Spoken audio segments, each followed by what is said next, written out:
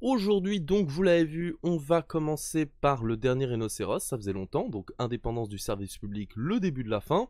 J'ai envie de dire, ça fait un petit moment que c'est le début de la fin, mais c'est vrai que là, ça commence à sortir chaud. Et bah, je vous propose qu'on perde pas plus de temps. C'est parti. Bonjour, bienvenue dans Rhinocéros. Alors, est-ce que vous avez regardé le lancement de T18 ?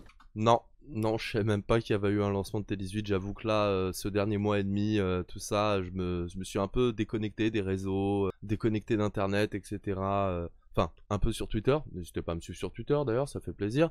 Blazy tout va très bien, ou Blazy... Non, Blazy tout court, je crois, ou Blazy YTV. Non, je me suis un peu déconnecté de tout ce qui est actu. En plus, en ce moment, c'est la merde de la merde, donc voilà. Bah nous on a regardé et puis on s'est dit qu'on n'allait pas vous en parler parce que quand même on a un cœur. C'est gentil. T18, c'est parti. Pourquoi les lancements de chaînes comme ça, c'est toujours un peu cringe?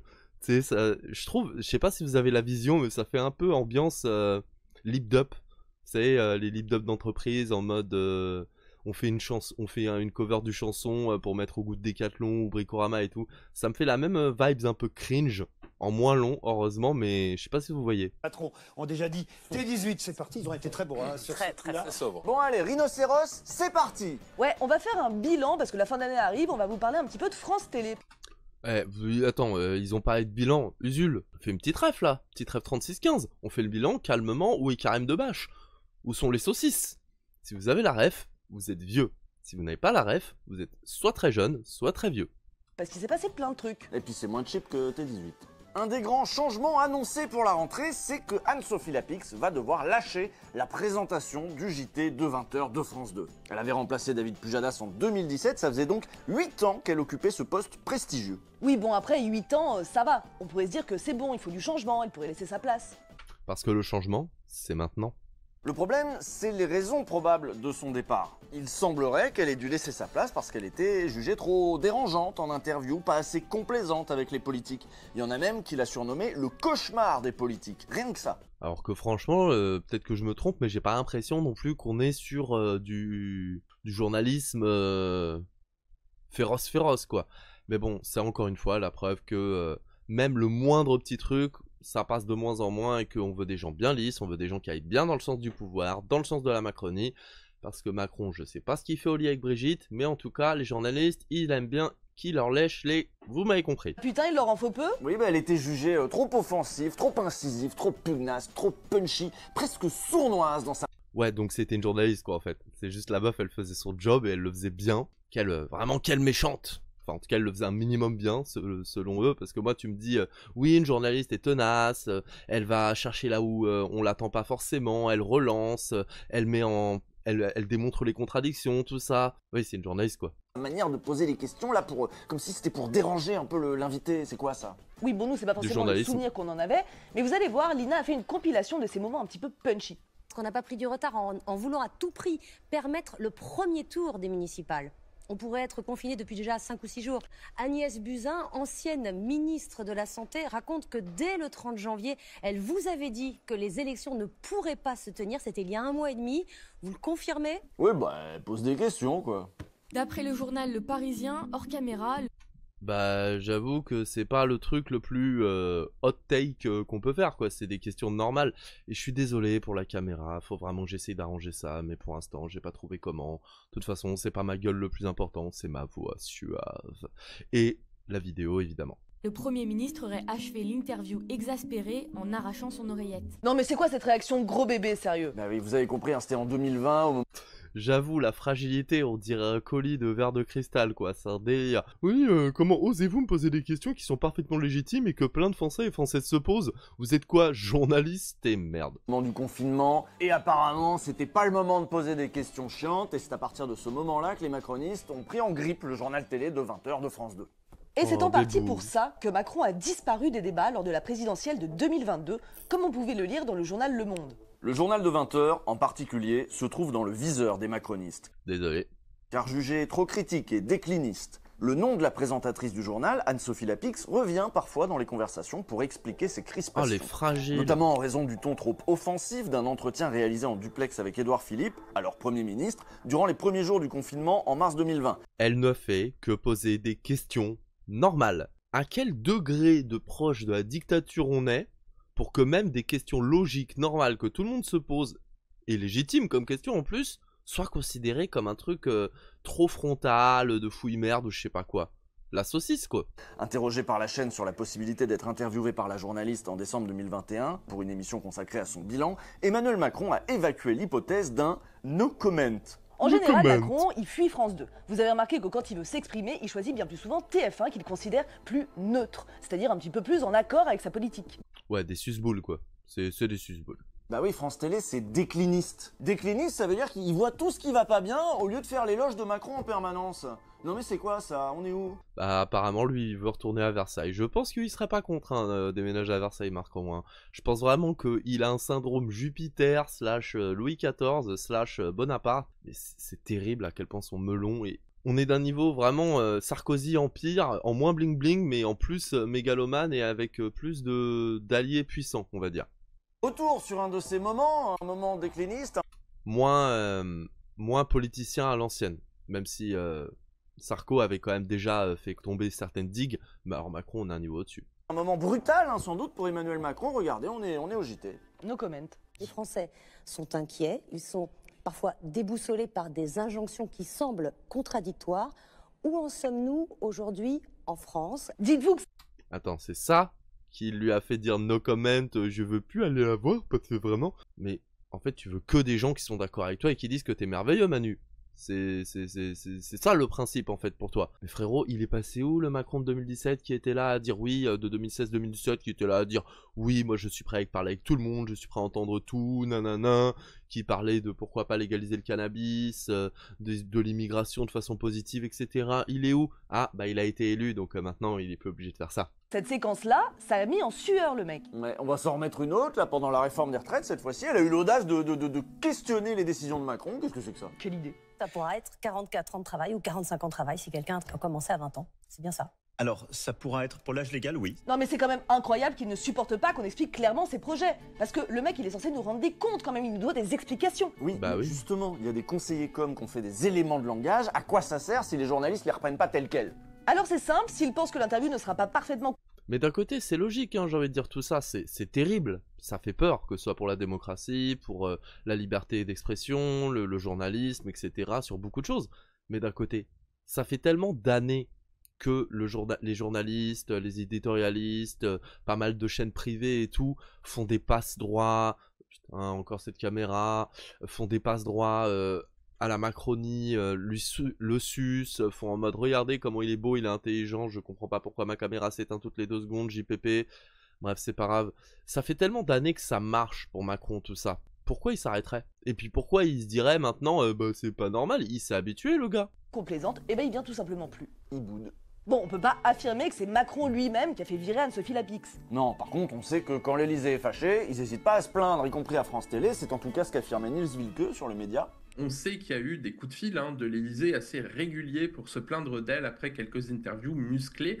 La dernière fois, c'était en juin 2024 face au chef de l'État, donc Emmanuel C'est en train de Macron, me rendre fou et la à son caméra. échec à faire baisser le vote RN. Bon, mais alors à qui il se plaint? C'est qui a du pouvoir à France Télévisions? Bah, la patronne, la taulière, Delphine Ernotte. Ce choix stratégique intervient seulement quelques jours après l'annonce de la réélection de Delphine Ernotte à la tête du groupe public pour un 3e mandat de 5 ans. La présidente a longtemps été un soutien indéfectible d'Anne-Sophie Lapix. Récemment, Delphine Ernotte avait fait allusion à la rumeur tenace selon laquelle l'Élysée réclamerait la tête de la présentatrice du JT de la 2 depuis plusieurs années. Ce ne sont pas les hommes ou les femmes politiques qui influenceront mes décisions. Pour remplacer Anne-Sophie Lapix, la favorite semble être Caroline Roux, actuelle animatrice de C'est dans l'air sur France 5 et de l'événement émission politique de France 2. Caroline Roux, bah tiens, comme par hasard, Macron, là, il la trouve un peu plus arrangeante sans doute, hein, celle-là. Oui, et c'est vrai, il la trouve même fiable. Et on vous avait parlé d'elle dans Rhinocéros quand il avait voulu faire une grande loi immigration, Macron, là, et ben elle avait fait une grande belle soirée immigration, bien...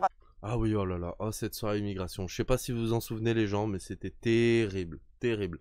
C'est tellement gros dans le foutage de gueule, dans le côté, il y a un parti pris. Assise, bien cadrée, on vous renvoie à l'épisode qu'on vous avait fait à l'époque. Bon, mais celle qui va certainement choisir la remplaçante d'Anne-Sophie Lapix, c'est Delphine Ernotte. C'est la dirigeante de France Télévisions depuis 10 ans. Et oui, et elle vient pas des médias, elle vient des grandes entreprises, elle a... Bah non, parce que pourquoi il faudrait quelqu'un qui vient des médias pour s'occuper d'un média, je veux dire.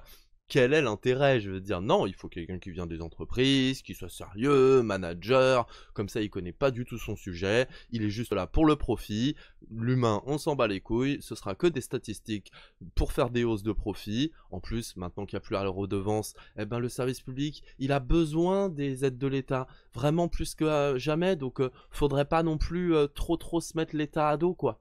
Travailler à France Télécom, par exemple. France Télécom? La meuf, elle a travaillé à France Télécom. Ah bah merci France Télécom. C'est vrai que ça s'est très bien passé, France Télécom. C'est vrai que ça n'a jamais été un problème, France Télécom. Dans les années 2000. Mais c'est dingue. Mais non, mais plus c'est gros, plus ça passe. Et pire, c'est que... C'est ça le plus terrible, c'est que tout le monde s'en fout. Et que même quand c'est dit, plein de gens s'en foutent et voient pas le truc. Mais tu m'étonnes, les médias mainstream n'en parlent pas, et quand ils en parlent, ils lissent les choses pour dire oui, alors c'est parce que c'est plus fiable, machin, il faut quelqu'un de l'entreprise, nanana, moins de connivence et tout. Et du coup, ça fait que les gens, ils ont l'impression que c'est pas si grave. Si c'était en boucle sur toutes les chaînes d'infos, t'inquiète pas que les gens, ils comprendraient. Ils sont pas cons, les gens. C'est juste que ils ont pas forcément le temps ou l'énergie de se renseigner comme nous, on peut le faire par moment, parce que moi je fais du Twitch, donc j'en profite pour faire ça aussi. Et puis il y a des gens, ils font des 3-8, ils ont le corps cassé, ou ils sont dans leur vie de famille, etc. Ils ont leurs propres problèmes, donc ils ont pas le temps forcément de se renseigner. Et même quand ils essayent, ils vont voir les médias généralistes, parce qu'ils se disent naïvement c'est eux qui vont être le plus objectifs et avoir la meilleure parole. Donc tu m'étonnes que ce genre de truc ça fasse pas grand bruit, en tout cas pas autant de bruit que ça devrait le faire. Vous venez de France Télécom dans les années 2000. C'est compliqué.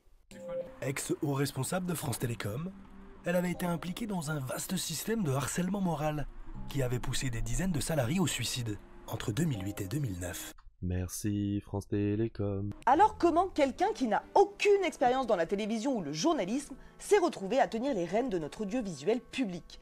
Tout ça s'est fait par des petits arrangements. Le processus de nomination était assez obscur et a été très critiqué par les rédactions de France 2 et France 3 qui parlaient d'une procédure antidémocratique. À l'époque, en 2015, Mediapart avait fait un gros dossier sur l'arrivée de Delphine Ernotte et voilà ce qu'ils en disaient. Est-il concevable que la nomination du PDG de France Télévisions se passe à huis clos, entre intrigues, jeux d'influence dans les coulisses du pouvoir et des milieux d'affaires, et ne donne pas lieu au grand débat public que les citoyens seraient en droit d'attendre? Ouais, maintenant c'est ça partout, hein, j'ai envie de dire, ils font leur truc de leur côté, et puis nous on a juste à dire ok. Rien que pour la réforme des retraites, on le voit, hein, Macron il a fait tout seul dans son coin, il a pas voulu que l'Assemblée donne son bon, et quand la rue a dit on n'est pas content, il a fait hein quoi? Non mais vous m'avez élu pour ça, vous m'avez pas du tout élu pour faire barrage à l'extrême droite, ça rend pour mon programme et ce truc en particulier. Mais pour reprendre tes mots Manu, on s'en fout des programmes. Delphine Ernotte est une femme proche du pouvoir. Elle a beaucoup d'amis influents, comme on l'apprend dans l'article de Mediapart. Ah, elle a vraiment une tête de fausse gentille, tu sais, de meuf qui fait la gentille, la toute douce, la machin, mais qui te la met à l'envers. Ah là là, c'est terrible. Il y a entre autres l'ancien patron de Canal+, une membre du CSA de l'époque, la journaliste Sylvie-Pierre Brossolette, et surtout David Kessler, un ancien conseiller pour les médias et l'audiovisuel de François Hollande. Il y a peu, à l'occasion d'un documentaire sur Hollande et les médias, Off Investigation est revenu sur la nomination de Delphine Ernotte. Est-ce que c'est possible que le politique soit intervenu dans la nomination de Delphine Ernotte? Est-ce que c'est possible? Vous pouvez remplacer possible par probable. C'est très probable, c'est même certain. Un mot est un mot, c'est pas une nomination, il n'y a pas eu d'élection, c'est un parachutage, elle a été parachutée. Bon. À l'occasion d'une commission parlementaire, Olivier Schramm... Et le pire, c'est que c'est même pas surprenant. Le pire, c'est qu'on est en mode, oui, comme d'hab, quoi. C'est ça qui est terrible, c'est que des trucs qui devraient être méga choquants, ça arrive tellement souvent qu'au bout d'un moment, t'arrives plus à suivre et que tu te dis juste, comme d'habitude. L'ancien président du CSA, est revenu sur les conditions de cette nomination à laquelle il a participé. Il dit que Hollande a donné quelques indications. Le président Hollande, dans le cours d'une conversation, m'a décommandé une ou deux personnes dont la rumeur publique indiquait qu'elles pouvaient être candidates à une... voilà, c'est tout. Très bien. Ces deux grands professionnels décommandés par François Hollande, c'était bien sûr Marie-Christine Saragosse et Emmanuel Hogue. Mais pourquoi, au fait? François Hollande, il poussait Delphine Ernotte. Il est évident que c'était plus facile pour lui d'avoir quelqu'un de malléable et qui lui devait tout. Parce que quand vous faites nommer quelqu'un, quand vous participez à la nomination de quelqu'un à la tête du service public et de l'audiovisuel public, la personne vous est redevable. Et vous savez que vous n'allez pas être emmerdé pendant 5 ans. Et ça, c'est Sarko aussi l'avait fait. Il avait viré des gens de France Inter à l'époque. Et Macron le fait aussi. Et ils le font tous plus ou moins. Mais c'est juste que c'est de plus en plus gros. C'est de plus en plus sans pincettes. Et c'est de plus en plus tout court. C'est ça qui est flippant. Et il y a de moins en moins de résistance. C'est ça qui est d'autant plus flippant. Le mois dernier, le mandat de Delphine Ernotte a été renouvelé, donc elle repart pour 5 ans à la tête de France Télévisions. En tout, si elle va jusqu'au bout de son mandat, on aura eu 15 ans de Delphine Ernotte, toute l'ère Macron. Et pour être renouvelée à la tête de l'Arcom, Delphine Ernotte, elle a dû repasser une audition devant l'Arcom pour expliquer que son projet pour France Télé est tout à fait compatible avec les projets qu'a Rachida Dati d'ailleurs pour France Télé, puisqu'elle est chaude pour la fusion. Depuis le premier jour de mon action, je suis favorable au rapprochement. Quel que soit le choix fait par les parlementaires, vous pouvez compter sur ma détermination à défendre avec l'énergie et la ferveur qu'on me connaît l'esprit de l'Union. Je comprends les inquiétudes des salariés, surtout dans... Je les comprends, mais je m'en bats les steaks, parce que moi, ce qui m'intéresse, c'est le monde de la finance. le contexte économique actuel. Mais je crois au contraire qu'une holding protégerait l'audiovisuel public. Oui, elle croit surtout que s'il y a une fusion, c'est elle qui sera la chef de tout, la chef de Radio France. Mais c'est ça le problème, c'est que c'est trop de connivence, c'est trop de gens qui sont les uns avec les autres avec leur petite magouille, qui se doivent des services et qui pensent qu'à leur gueule avant de penser au peuple, au service public en soi, qui est censé être un service pour tous et toutes, et pas quelque chose pour monter des échelons pour faire sa carrière, tu vois. Ça, c'est un truc du privé, normalement, c'est pas un truc du public. Et ça qui est vraiment grave, c'est que ce soit dans la politique tout court ou les services publics en général, il y a beaucoup trop de gens, et c'est malheureusement souvent les plus haut placés, qui pensent que en termes stratégiques, ascension personnelle, etc. Et ça, c'est un vrai problème. De France Télé, France Média, quoi. On vous en avait parlé de ce projet de fusion, de cette réforme Dati l'année dernière déjà dans Rhinocéros. Cette réforme inquiète évidemment les salariés du service public qui prévoit des licenciements, l'affaiblissement de la radio au bénéfice de la télé, la suppression de pas mal de programmes et surtout qui semble préparer une éventuelle privatisation à venir. Pour aller dans le sens de la politique du gouvernement, Ernotte propose aussi de baisser les coûts. Alors elle a déjà réduit les effectifs de 10% en 10 ans, elle a fusionné les rédactions de France 2 et France 3, et de manière générale, certains parlent d'une gestion chaotique, comme on peut le lire dans cet article de Libé. La chasse aux équivalents temps plein a alors continué tous azimuts, préférence pour le recours aux CDD et aux intermittents, départ en retraite non remplacé, ubérisation en faisant appel à des sous-traitants, pour les matinées de France 3 par exemple, un maintien dans la précarité pour pouvoir profiter d'une main-d'œuvre plus malléable. Oui, en fait, c'est la Macronie version service public, quoi. Et le pire, c'est qu'on va de plus en plus là-dedans. Et après, les gens, ils sont en mode « Ah bah, je comprends pas, les gens, ils sont au chômage et tout, il y a des problèmes. » Bah oui, mais si jamais tu mets des CDD ou des intérimaires et que tu mets pas des CDI qui vont apprendre à avoir un vrai savoir-faire, qui vont pouvoir avoir déjà un savoir-faire pour le service public et pour que ce soit mieux fait, mais même sans parler de ça aussi, pour leur confort de vie. Si t'as pas de CDI, eh ben, t'es toujours dans le truc de « Peut-être que demain, je vais pas pouvoir bouffer, quoi. » Et donc niveau pouvoir d'achat et même croissance et inflation et ce que tu veux, et ben les gens ils vont moins acheter parce qu'ils vont se serrer plus la ceinture au cas où. Donc dans tous les cas, tout le monde perd en fait, mais bon ils pensent trop au court terme, ils pensent trop au profit et à leur gueule pour se dire que peut-être c'est une mauvaise idée. Parce qu'ils veulent garder le pouvoir, parce qu'ils savent très bien que si jamais il y a des gens qui ont un CDI, qui peuvent pas être virés, qui peuvent ouvrir leur gueule, eh ben il y a plein de trucs qui pourront pas garder secret et qui pourront pas leur dire ça t'en parle pas. Elle promet donc de continuer à baisser les coûts de la production, par exemple en ayant recours à l'IA. Bref, c'est pas très rassurant. Pour pouvoir produire autant, il nous faudra produire moins cher. Les évolutions technologiques vont nous y aider. Des moyens techniques plus légers et l'automatisation nous ouvrent de nouvelles possibilités. L'intelligence artificielle va redéfinir les contours de la production. À nous d'en tirer le meilleur profit en préservant les savoir-faire. Vous aurez noté qu'elle ne dit pas en préservant les emplois, puisque le but de l'IA, c'est justement de pouvoir se passer d'un max de monde. Heureusement qu'il va rester un peu de savoir-faire, on est rassuré. Cette audition, elle est intéressante, puisque Delphine Ernotte expose son projet pour notre télévision publique, et elle aborde un sujet qui est très important, celui de la représentation. Est-ce que les gens qu'on voit à la télé sont représentatifs de la société française? Non. Nous devons amplifier la représentation du handicap et de la diversité ethnoculturelle. Il nous reste à franchir un cap sur la place des catégories populaires. C'est un combat de tous les jours, parfois moqué ou méprisé, mais je l'assume pleinement. Oh là là, mais elle doit être la forêt amazonienne à elle toute seule, tellement elle a de la langue de bois, en mode oui, tout ça. Mais c'est vraiment du macronisme pur jus. C'est vraiment en mode réduire les coûts au maximum, on s'en bat les steaks de l'humain, on s'en bat les steaks de la qualité, on veut juste le truc le moins cher et le plus efficace possible sans que le reste soit important. Par contre, on va faire genre, on est social, on est pour les minorités, etc. parce que ça mange pas de pain de le dire, et faire 2-3 petites mesurettes comme ça, et encore, parce que les 3 petites mesurettes, même des fois, elles sont trop. apparemment, donc... Car la juste représentation de tous est un enjeu crucial du rôle de la télévision. C'est beau. C'est un truc qui est souvent pointé du doigt, ça, et qui est même pointé du doigt par l'Arcom, qui mesure un peu tout ça. Leur dernier rapport sur le sujet date de novembre 2024, et vous pouvez aller le consulter, il est en ligne.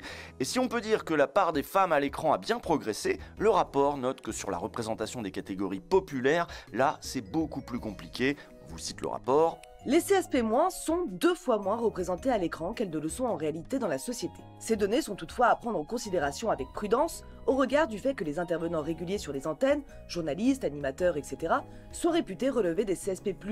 Oui, après, il y a aussi le truc que, de toute façon, que dans la société en règle générale, il y a eu des études qui ont prouvé que, malgré le fait que les cadres, ils soient... Alors, les chiffres que je vais dire sont pas exacts, hein, pas du tout même, mais c'est pour que vous voyez l'idée.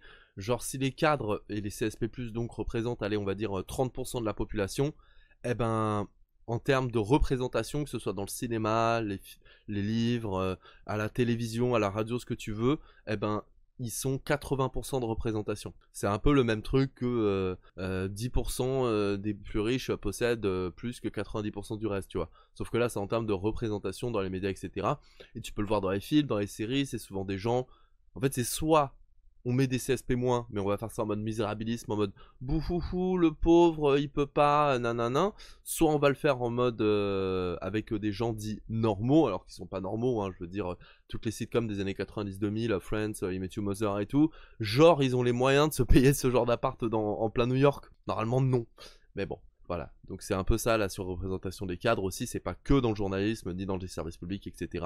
C'est aussi dans la culture en règle générale, malheureusement. Si une représentation des CSP- parfaitement fidèle à la réalité serait difficilement atteignable, leur sous-représentation présente tout de même un point d'alerte. En effet, en 10 ans, leur taux a diminué de moitié pour chuter à 8% en 2023.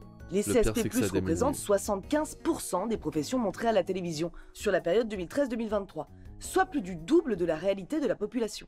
Donc si on résume, il y a plus de meufs, mais il y a toujours autant de bourgeois, si ce n'est plus. La télé, c'est un microcosme. Bon, bah au moins il y a plus de meufs, tant mieux pour vous les meufs, hein, mais... Est-ce que c'est assez? Pas du tout. Est-ce que les minorités, on s'en bat les steaks là-dedans? Totalement. Est-ce que ça mange pas de pain de dire, regardez, il y a 2-3 meufs en plus et 1 ou 2 gays ou 1 ou 2 lesbiennes en plus? Non, parce que ça reste des blancs bourgeois privilégiés, malgré le fait qu'ils font partie d'une minorité. En plus, donc ça va être compliqué de faire autrement. Féminiser, c'est facile, mais il faudrait pas non plus trop bousculer ce petit monde. On accueille tout de suite notre invité d'honneur, Thierry Ardisson et Adrien Laclarenbeau, Apolline de Malherbe, Suzanne et Philippe François. Mais bon, vous avez entendu Delphine Ernotte, elle sait qu'elle doit progresser là-dessus, sur la représentativité. Et oui, et c'est bien normal, parce que Delphine Ernotte, c'est une femme de gauche. C'est en tout cas comme ça qu'elle est perçue par les observateurs les plus attentifs de notre paysage médiatique. Chacun sait dans le monde audiovisuel que Madame Ernotte est une militante de gauche, extrêmement investie. Oui, autant de gauche que Hollandais de gauche, hein. Eh mais ma caméra, mais je vais la goumer. Vous savez que toute l'extrême droite est en guerre contre le service public. Vous savez qu'ils aimeraient bien que ça se casse la gueule ou que ce soit privatisé. Les médias ne doivent pas tomber entre les mains des femmes de gauche. Les médias, ça doit être entre les mains des milliardaires. C'est bien connu. C'est mieux pour la démocratie. Bah oui. On sait bien qu'il y a un politiquement correct qui règne à France Télévisions, qui fait que sur certains sujets, il y a des gens qui ne sont pas invités. Sur les chaînes... Oui, alors que sur les chaînes genre CNews, Europe 1, tout ça, c'est vrai que tout le monde est invité et dans les meilleures conditions qui soient. Hein. C'est pas du tout comme si quelqu'un de gauche allait sur CNews, allait pas se retrouver à 5v1 sans aucune possibilité de vraiment développer son discours avec des interruptions toutes les 30 secondes. On a vu par exemple Louis Boyard chez Hanouna, ça s'était super bien passé. De Bolloré, il y a une vraie campagne au long cours contre le service public. Il tape dessus toute l'année, quitte à raconter n'importe quoi. Dans le service public, il n'invite que des gens de gauche ou à tendance gauchiste. Il faut surtout, les rares fois où ils vont inviter une personne de droite, ils vont lui mettre 5, 6, 7 personnes pour le contredire. Mais c'est fou parce que c'est vraiment l'inverse. On nous gaslight tellement sur ce qui est la gauche, la droite, qu'ils en viennent à penser que le service public est de gauche alors qu'au mieux, c'est socialisant. Ah, merci beaucoup BillowK34, bienvenue à toi. Mais ils en viennent à croire que quelque chose qui allait au mieux, je suis gentil, socialiste dans le sens PS, donc de gauche. Mais oui, non, mais c'est fou à quel point on se fait gaslight. L'extrême droite c'est devenu la droite, le centre mou, légèrement gauchiste c'est devenu la gauche c'est devenu Che Guevara, JPP, la saucisse, tout ça. Parler en même temps et l'empêcher de parler, c'est une catastrophe. Cette légende selon laquelle le service public en entier serait un vaste repère de gauchistes, elle a la peau dure. Et elle est relayée par tous les vieux gars qui se sont fait virer quand Delphine Ernotte a pris les commandes du navire. Je ne fais plus partie de France Télévisions depuis quelques jours.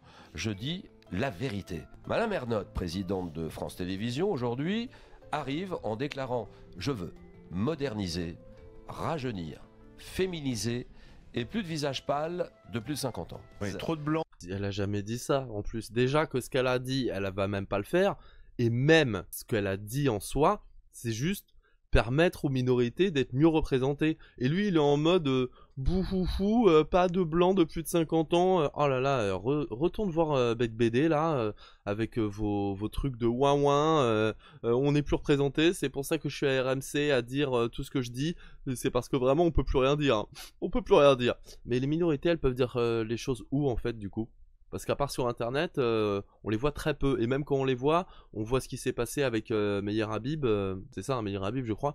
Quand il était à C'est à vous, je sais plus quoi. Il a fait une chronique juste parce qu'il avait une grosse barbe.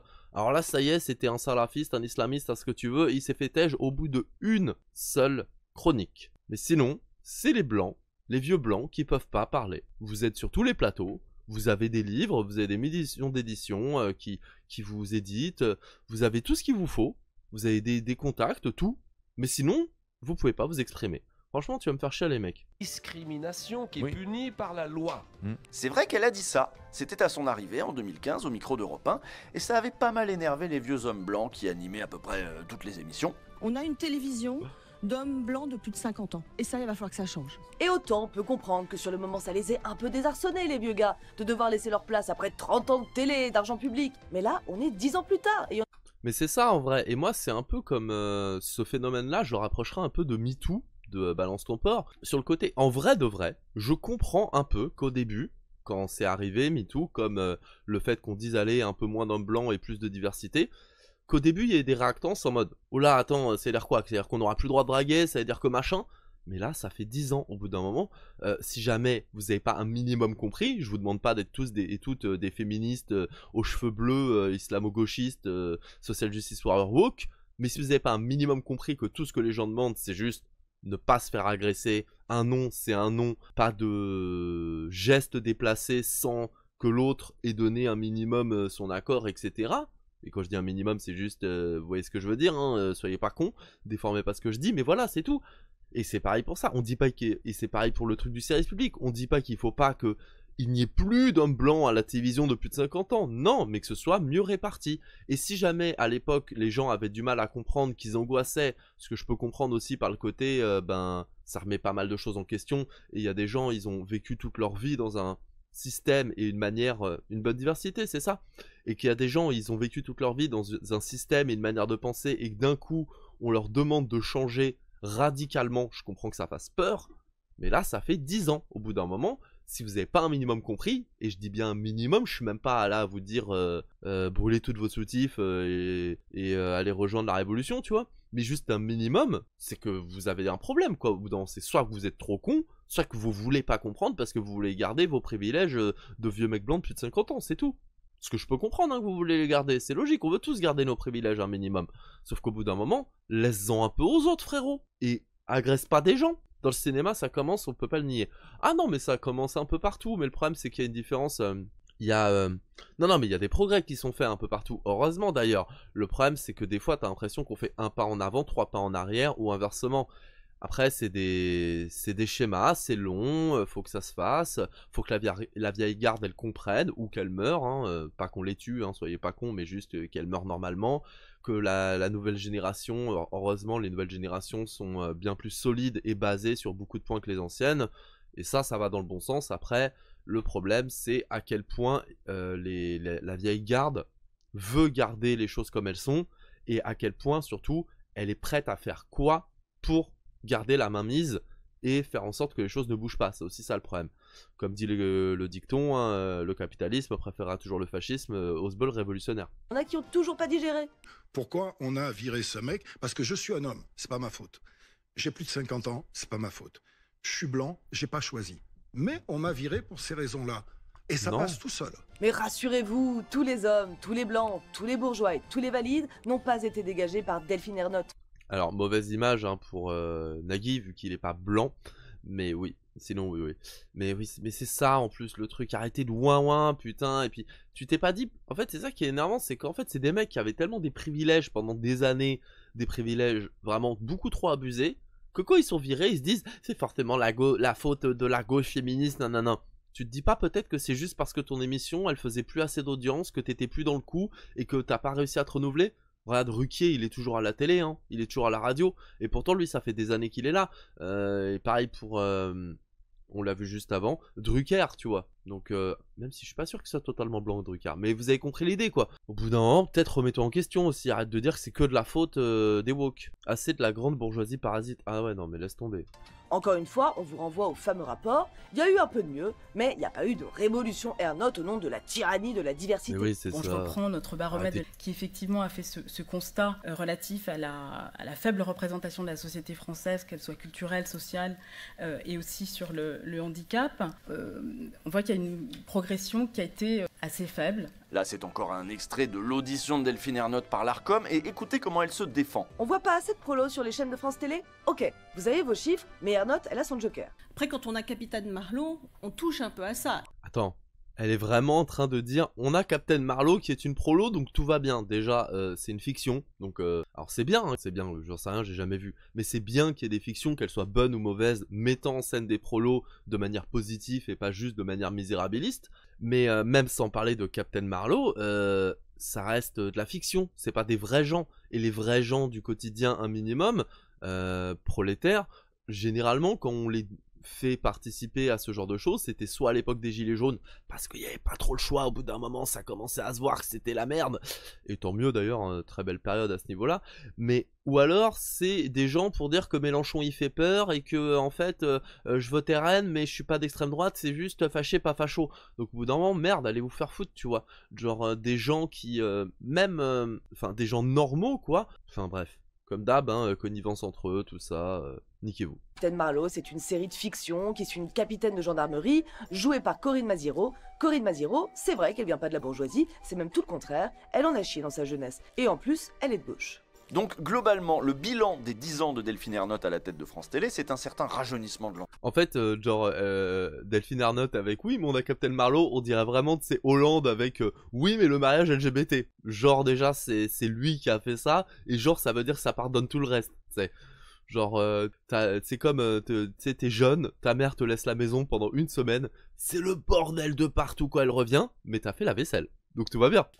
Une féminisation aussi, mais France Télé continue à surreprésenter les bourgeois, et ça se voit au niveau de la ligne politique. Oui, à France Télé, on est globalement assez macroniste, le centre raisonnable. Mais est-ce qu'on peut vraiment leur en vouloir à ces journalistes de respecter le pouvoir, quand on voit à quel point Delphine Ernotte elle-même est impressionnée par notre génial président? Moi, je suis pas timide, mais il n'y a qu'une personne qui vraiment me met parfois en difficulté, pour de bonnes raisons, c'est le président de la République. Alors, je sais que t'as sûrement l'âge de sa femme, hein, Macron, mais si tu pouvais arrêter de le sucer en public comme ça, c'est gênant, meuf. J'ai essayé de conserver, ouais, non, mais de chasser ma timidité, en dépit de votre... Oh, Macron-san, tu es tellement beau et intelligent. Quitte Brigitte pour moi, bébou. Présence gracieuse. Votre présence gracieuse. On présence gracieuse. C'est qu'elle a été renouvelée. Présence gracieuse. Votre Majesté, je veux dire Monsieur le Président, votre présence gracieuse. Dans le privé, ça se serait peut-être pas passé comme ça. Parce qu'il y a un gros point noir dans le bilan de Delphine Ernotte. Un foirage complet même. C'est la chaîne d'info du service public, France Info. Et oui, c'était son projet ça. Et la chaîne n'a jamais réussi à rattraper ou égaler les chaînes info concurrentes. C'est elle qui affiche les audiences les plus faiblardes des 4 chaînes d'info en continu de la TNT. Et on n'est pas les seuls à trouver que France Info à la télé, c'est la cata. Voici ce qu'en disait Télérama il y a quelques jours. Audience en berne, dérapage à l'antenne, choix éditoriaux contestés, valse des directeurs, la chaîne publique se cherche depuis 9 ans. Ouais, mais il y a eu Captain Marlowe, donc ouais, au bout d'un moment, faut pas trop lui en demander. Hein. France Info n'a pas vraiment innové. Comme ses concurrentes, la chaîne est surtout une chaîne de bavardage, de commentaires. On vous renvoie à notre rhinocéros sur Les Informés de France Info. Et quand Étienne Labruni pour Télérama parle de dérapage et de choix éditoriaux contestés, il évoque bien sûr cette fameuse séquence où, en plein génocide à Gaza, on se pose en plateau la question de la viabilité du projet immobilier proposé par Trump.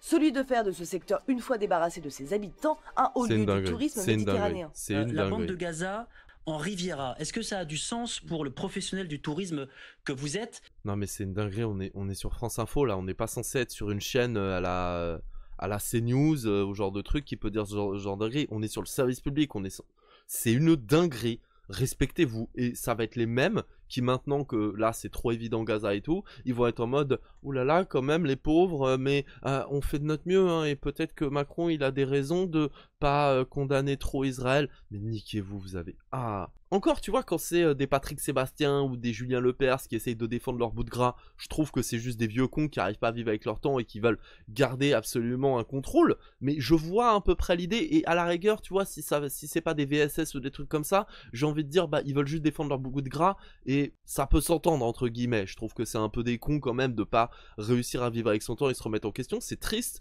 mais ça n'inclut que un minimum. Bon, ça aussi inclut des personnes qui ne peuvent pas avoir leur chance parce que eux ils veulent absolument garder la mainmise, mais vous voyez ce que je veux dire. Mais là ce qui est encore plus grave, c'est qu'on parle de vie humaine, on parle de gens qui meurent de faim, on parle de plus loin cid, comme de l'âge de glace, mais c'est une dinguerie quoi, à quel point t'as aucune valeur morale pour te dire non, vas-y je veux dire ça, il y a des morts par milliers, il y a des blessés par milliers, mais on va se poser la question de tourisme à Gaza, une fois que tout aura été rasé, est-ce que ça vaut le coup? La bande de Gaza a des atouts, on l'a déjà dit. Ce genre de séquence, c'est La bande de Gaza a des impardonnable. atouts. Et ça a provoqué la colère de la rédaction de France Info, qui a voté une motion de défiance contre Laurent Delpech, le directeur de la chaîne.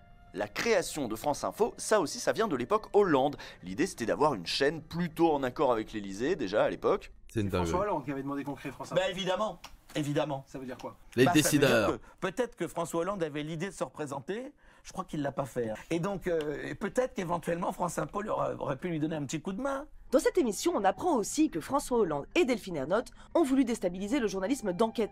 L'enquête, vous le savez, c'est la bête noire des politiques. Et c'est pour oui. ça que c'est une arme démocratique précieuse. Bah évidemment que c'est leur bête noire, parce que les enquêtes ça permet de voir à quel point ils magouillent, à quel point c'est des merdes et à quel point il y a des connivences de partout. Donc tu m'étonnes qu'ils veulent pas qu'ils enquêtent.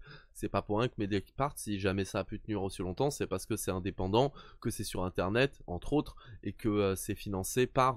bon, il y a eu aussi Xavier Niel à un moment, mais globalement c'est financé par le public. C'est pas pour rien que leur slogan c'est seul notre public peut nous acheter, ce qui est d'ailleurs un méga double sens que j'adore. Et sinon dans les journaux traditionnels, les publics traditionnels et tout, comment tu veux qu'ils arrivent à faire bien leur job si on sucre la redevance télé, donc c'est à dire qu'ils ont moins d'argent qui ne viennent pas de l'État, si jamais l'État peut décider qui va à la tête des services publics, etc. Donc comment tu veux qu'ils aient envie d'être un minimum frontal s'ils veulent garder leur job et leur subvention? Pour nous. Et Delphine Ernotte dans le JDD a dénoncé le ton, un problème d'adéquation, dit-elle, entre le fond et la forme dans Cash Investigation. Est-ce que vous partagez cette critique? Cet extrait, il date de 2020 et c'est Élise Lucet, la journaliste de Cash Investigation, qui est l'invitée de Philippe Vandel. Quand Delphine Ernotte faisait sa campagne pour sa réélection, il y a une brève dans le Canard enchaîné qui annonçait qu'elle avait fait discrètement savoir à l'Élysée qu'elle allait se séparer de vous si elle était reconduite. Non, encore une fois. Comment vous l'avez pris? Non, la brève, c'était exactement, on va la retrouver ensemble, que c'était en gros dans la feuille de route du prochain président de France Télévisions, quel qu'il soit, de gentiment m'enlever des grilles de programme. Sauf que Delphine Ernotte ne l'a pas fait et ne le fera peut-être pas. Pour l'instant, il y a encore des enquêtes sur France Télé, faut le signaler. La semaine dernière, on a eu le droit à un complément d'enquête sur Rachida Dati et autant vous dire que ça lui a pas plu du tout. Elle porte à ce moment-là de graves accusations à notre encontre. À la buvette. Alors que nous enquêtons uniquement sur des sujets publics et d'intérêt général, elle prétend que nous aurions monnayé l'interview d'un membre de sa famille. Ce mercredi, on pouvait lire dans le Canard enchaîné que Rachida Dati et Gérard Larcher avaient fait pression pour que ce complément d'enquête soit déprogrammé. L'hebdomadaire satirique avait même titré « J'aurai le scalp de Delphine Ernotte ». La guerre est déclarée. Et vous avez des journalistes du service public, pardon, je suis ministre de la Culture, j'ai la tutelle de l'audiovisuel public. Des journalistes du service public qui fouillent, qui vont chercher au tréfonds de votre famille. Par exemple, des journalistes du service public qui sont allés au Maroc enquêter. On est allé chercher un de mes cousins qui a eu des problèmes, effectivement, avec la justice. Ils sont allés le chercher. Oui, ça s'appelle de l'investigation. Ils vérifient toutes les sources pour être sûr qu'il y ait pas quelque chose à trouver qui puisse t'inculquer. Ça s'appelle une enquête.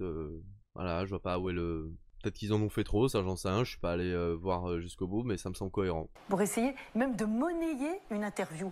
Dans quel pays sommes-nous pour en arriver là? Je n'aime pas ce type d'enquête. Malheureusement, nous sommes dans un pays dans lequel le service public est menacé. Le 30 juin, la réforme de l'audiovisuel public, la réforme de Rachida Dati sera discutée à l'Assemblée nationale. On soupçonnait la réforme de fusion de tous ces services publics, France Télé, Radio France, l'INA, d'être une réforme violente, ayant pour but de mettre au pas les équipes du service public. On en a maintenant la confirmation. Ce n'est pas seulement avec Delphine Ernotte que Dati veut en découdre. C'est bel et bien avec l'idée même d'indépendance du service public. Et c'est d'autant plus grave qu'on sait bien que cette indépendance, jusque-là, était toute relative. Et fragile. Franchement, c'était cool. Après, comme d'hab, hein, j'ai envie de dire, Rhinocéros, c'est toujours carré, c'est toujours vive Blast. Franchement, ouais, il y a des problèmes des fois à Blast, hein, on va pas se mentir, hein, les marioles, 2-3 trucs qui sont pas au top. Mais franchement, ça reste très solide et ça reste quelque chose dont on a besoin et qui est précieux en ce moment. Donc n'hésitez pas à aller voir Blast, n'hésitez pas à aller voir les différents formats.